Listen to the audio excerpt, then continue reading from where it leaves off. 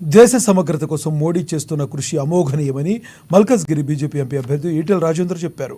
గతంలో సైన్యంలో చేరే సంఖ్య తక్కువగా ఉండేదని, మోడీ వచ్చిన తర్వాత సైన్యంలో చేరే వారి సంఖ్య పెరిగిందని ఈటెల తెలిపారు. నాగోల్లో ఫంక్షన్ హాల్లో గౌడ, తెలంగాణ మాజీ సైనికులు, ఉద్యోగుల ఆత్మీయ సమ్మేళనం నిర్వహించారు. ఈ కార్యక్రమంలో ముఖ్య అతిథిగా పాల్గొన్న ఈటెల రాజేందర్ మోడీ వచ్చిన తర్వాత బుల్లెట్ల వర్షాలు, బాంబుల మోతలు లేవని గర్వంగా చెబుతున్నానని తెలిపారు. రిసీవ్ కూడా చేసుకోవాలి. కానీ మన తర్వాత పోయినప్పటికీ కూడా వాళ్ళ దేశ సాంప్రదాయాన్ని మోడీ గారికి స్వాగతం పలికి ఆ మీటింగ్లోనే ఇప్పటికే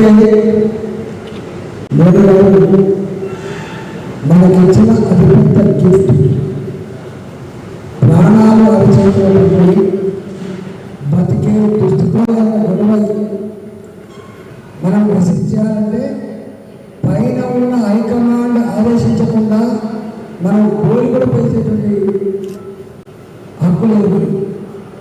ఒక గోలి పేలిస్తే అనేక రకాల సంజాయించుకునే సాధించి ఇవాళ మీ భద్రత